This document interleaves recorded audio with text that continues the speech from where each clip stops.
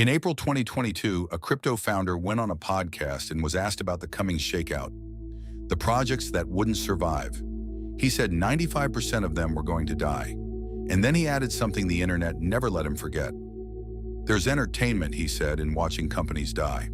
At that moment, his own creation, a so-called stablecoin, engineered, he claimed, to be mathematically incapable of crashing, was holding up an empire worth roughly $60 billion. He was 30 years old. He had named his infant daughter Luna after the coin. 3 weeks after that podcast, it all died.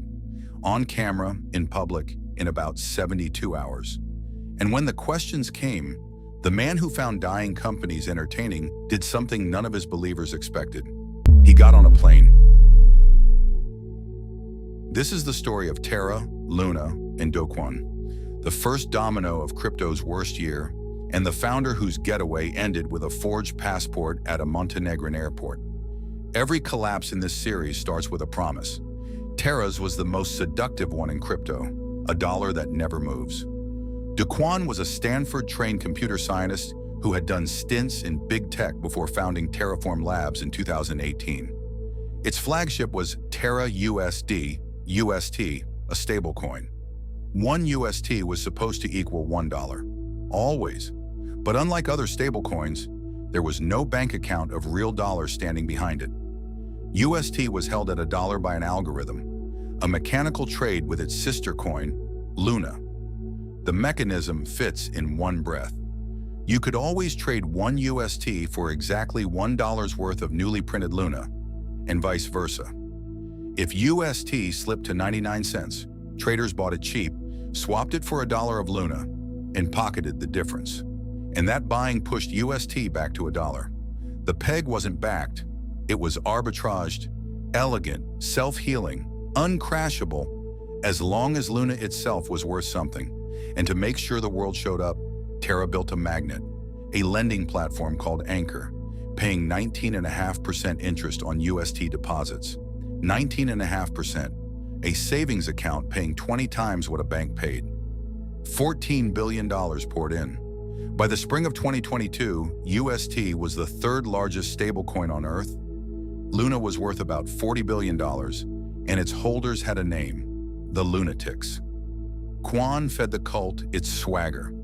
When economists warned the design was a death spiral waiting for a trigger, he answered on Twitter, "I don't debate the poor."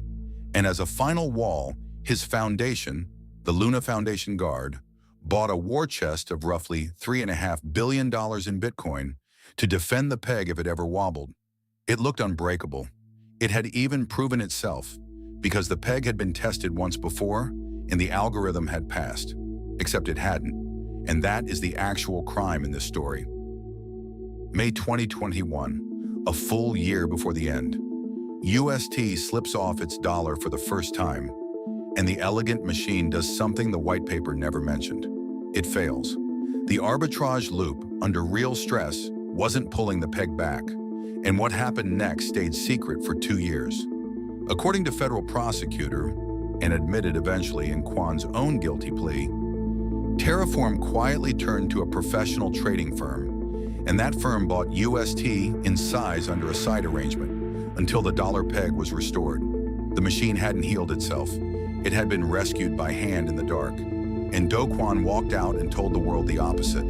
The D-peg, he said, had proven the algorithm. The math had held. Terra was battle-tested. That lie is the hinge of everything. Because the believers of May 2022, the $14 billion sitting in Anchor, weren't just trusting a theory, they were trusting a track record.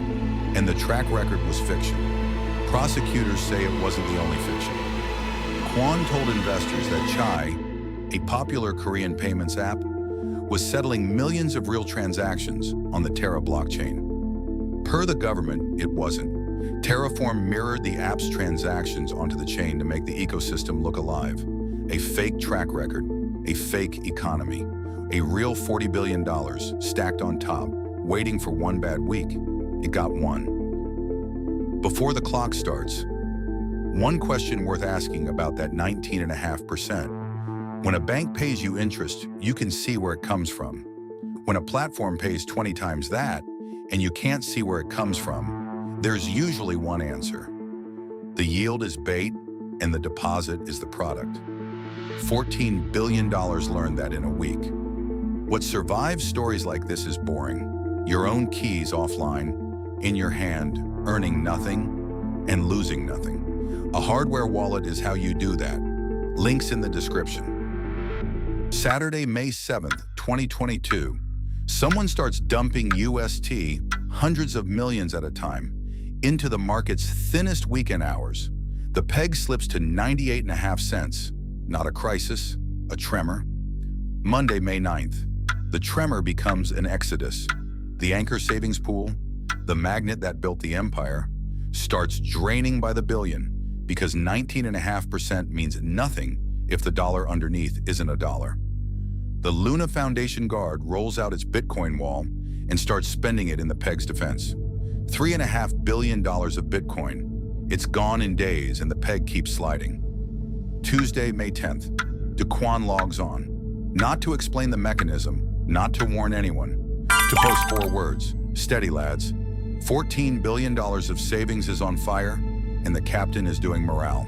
May 11th and 12th. The elegant machine finds its true gear. Reverse. Every panicked UST holder swaps into freshly printed Luna and sells. Every swap prints more Luna. Every sale makes Luna worth less. And the less Luna is worth, the more of it the machine has to print for the next exit.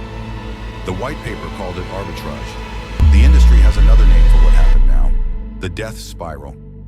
In about 2 days, Luna's supply hyperinflates from 346 million tokens to 6.5 trillion.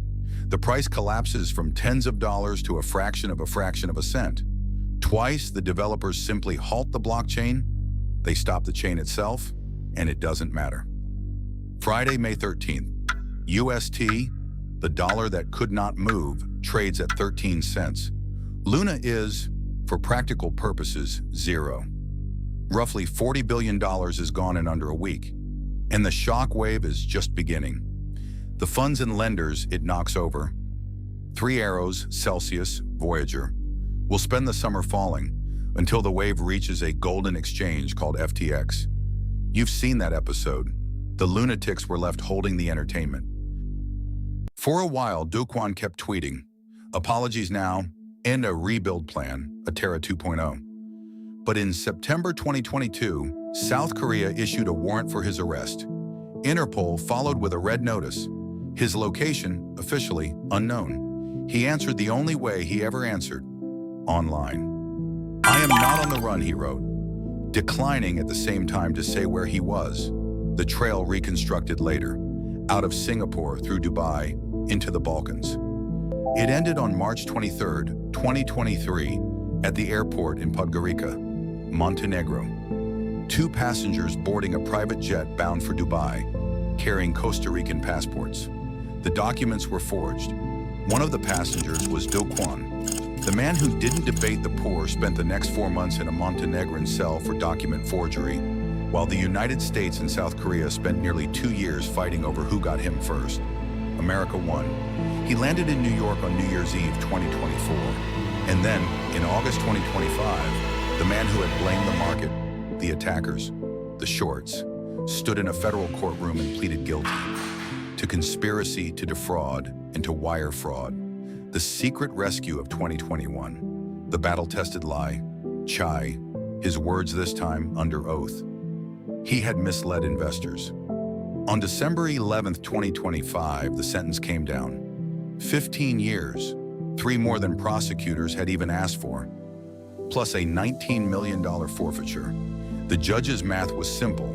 The fraud wasn't the crash, it was the story that kept people standing on the tracks. Kwon must serve at least half before he can even apply to face the charges, still waiting for him in South Korea. In Korea, they counted the cost differently. In retirement accounts and family savings that had been parked in a 19.5% savings account that was never a savings account at all. Here's the thing about the machine. The arbitrage loop was real. The code did exactly what it said. What failed was never the algorithm. It was the claim that the algorithm had already been tested, when what had actually been tested in May 2021 was whether a secret buyer could be found in time. An uncrashable coin is a story. $14 billion believed it, and the man who told it is in federal prison until the 2030s, with his greatest invention worth 13 cents and his daughter still named after it. Here's the question I keep coming back to. The warning signs were public. The 19.5% with no visible source. The founder calling critics poor? People saw all of it and deposited anyway, because the peg had survived once. What's the red flag you've talked yourself past? Tell me below. And the practical takeaway is the mid-roll. Compressed. If you can't see who pays the yield, you're the yield. Keys offline, in your hand. The hardware wallet link is in the description. Next week, the strangest Bitcoin case the IRS ever cracked. A Georgia party kid calls 911 to report a burglary at his house and hands the government the thread that unravels a 50,000 Bitcoin theft from the internet's biggest black market. 9 years, billions of dollars, hidden in a popcorn tin. Jimmy Jong. Subscribe so you don't miss it.